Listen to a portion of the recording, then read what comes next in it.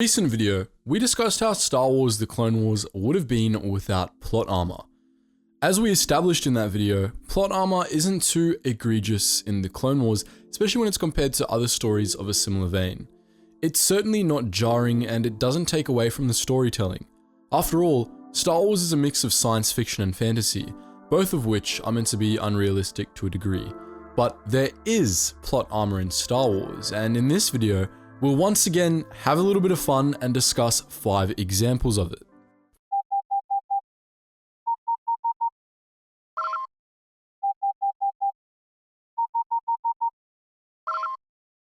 Attention, Sergeant on deck!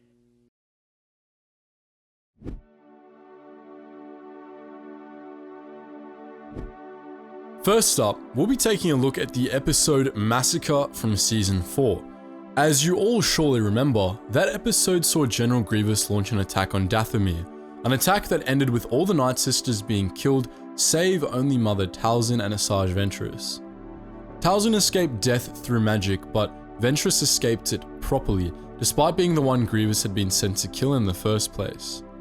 On top of this, she was the one who had led her sisters in the battle, facing off against hordes of battle droids, defoliated tanks, and even General Grievous himself. Simply put, Ventress probably shouldn't have survived. It's perfectly reasonable for her to have lived through the first part of the battle, as she was definitely both powerful and highly skilled, but her encounter with Grievous is where that plausibility falls apart. She defeated Grievous way too easily. He was one of the most prolific Jedi killers of all time, and while she was a good duelist in her own right, she wasn't nearly as good as he was. It's not all that likely she'd have been able to get the upper hand in a one-on-one battle, though in fairness, it was possible. Even then though, Grievous calling in reinforcements to finish Ventress off should have been the death of her, by all rights. The droids would never have been able to kill her, but Grievous definitely would have been able to if she was distracted by them. Furthermore, despite killing Ventress being Grievous's main objective, he seemingly forgets about her after defeating Talzin. While Dooku did order him to make Talzin his new priority during the battle, he should have gone back to hunting Ventress once Talzin was gone, which he seemingly didn't. Dooku surely would have asked for a body or at least a head. Grievous, however, apparently decided he'd done enough for the day by killing the leaders of the clan and just left.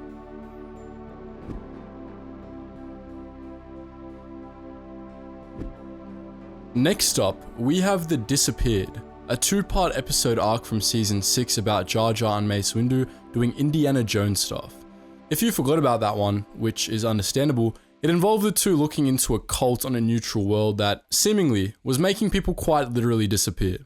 Over the course of the first episode, they discovered that the disappearances were done through illusion, and that the people who were vanishing were actually being kidnapped and drained of their Force energy.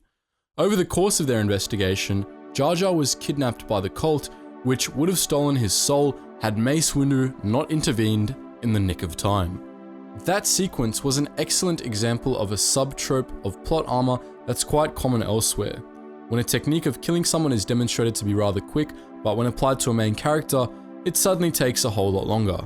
This was definitely true for the ritual the cultists were performing in their Temple of Doom. When the soul-stealing technique was demonstrated on a kidnapped priest, it went by rather quickly.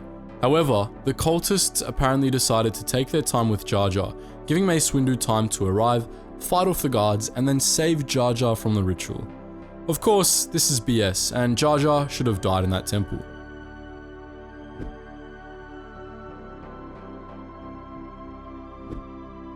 Moving from Season 6 to Season 2, we have Landing at Point Rain. Now, that episode in general is commendable for its realism, but it wasn't without its plot armor. During the episode's opening act, the gunship carrying Obi-Wan Kenobi down to the surface of Geonosis was shot down not far from Point Rain, resulting in a very nasty crash. While Kenobi wasn't the only Jedi to crash, in fact, all 3 Jedi generals leading the assault ended up crashing, his crash was noticeably worse than the others had been. When Waxer and Boyle checked the gunship's wreckage for survivors, there were only 2, Kenobi and a single clone. Obviously, this isn't all that probable. Kenobi's gunship hit the ground hard enough to kill most of the occupants. It's unlikely that Kenobi and that clone would have been the only survivors, especially when you consider that all clones who died in the crash were fully armored, while Kenobi was not. The show did acknowledge the severity of the crash, establishing that Kenobi was wounded enough to spend the rest of the battle in a bacta tank, but realistically speaking, Kenobi definitely should have died there.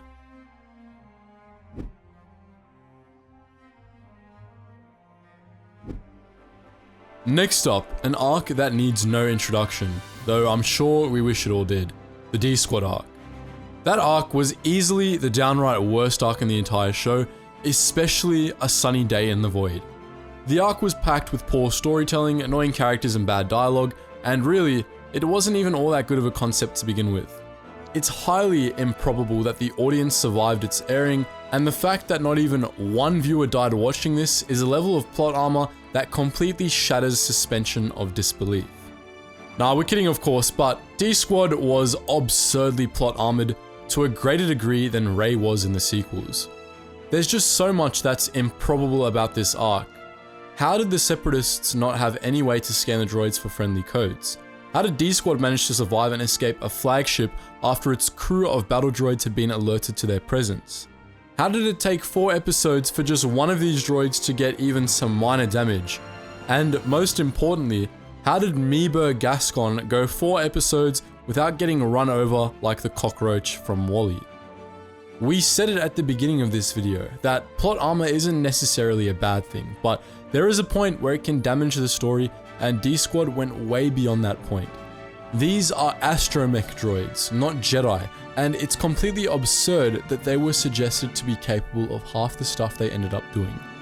4 astromechs with special tools, a pit droid and a travel-sized career officer are simply not capable of fighting their way through not 1, but 2 warships crewed by enemy war droids.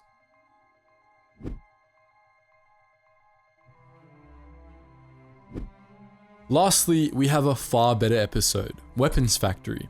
That episode from the Geonosis arc involved Anakin Skywalker and Luminala Undili leading a diversionary assault on Poggle the Lesser's droid foundry, while Ahsoka Tano and Barriss Offee infiltrated it to blow it up from the inside. The Padawans ended up reaching the reactor room, but their bombs were stolen when they were accosted by Geonosian guards, and so they took over a super tank and fired a few rockets at the reactor, blowing it up and destroying the foundry. The super tank's armor and internal ray shield kept them safe, allowing their masters to rescue them from the rubble of the factory. Whether you want to consider this plot armor for the Padawans or for their super tank is up to you, but either way, their survival was extremely unlikely. Their tank was just meters away from an explosion that single-handedly brought down a colossal droid factory, one of the largest droid factories ever constructed on the whole planet. To put that into perspective, factories on Geonosis were usually multiple kilometers in size. An explosion powerful enough to destroy one of the largest of these would have been absolutely massive. While the ray shields on these tanks were no joke, it's rather unbelievable that they were capable of shielding the tank from such a huge blast. Even if the tank did survive that initial blast, it was subsequently buried in a massive pile of rubble. By all rights, this should have flattened the tank or at least crushed it and the Padawans beyond recognition. We know for a fact that it's possible to destroy a super tank in this manner, as that's essentially how Anakin and Luminara destroyed the other super tanks earlier in the episode. The Padawan's tank, however, endured far more punishment than the tanks destroyed during the battle, and yet it somehow stayed intact enough for the Padawans to survive. This is one of, if not the most unbelievable case of plot armor in the Clone Wars, in our opinion.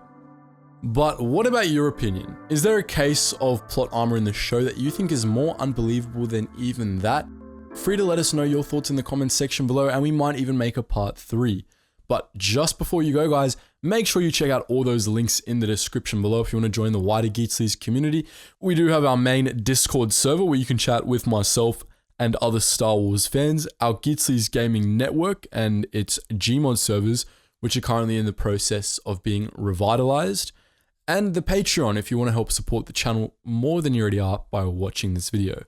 But anyways guys, as always, thank you so much for watching, and I hope to see you in the next video.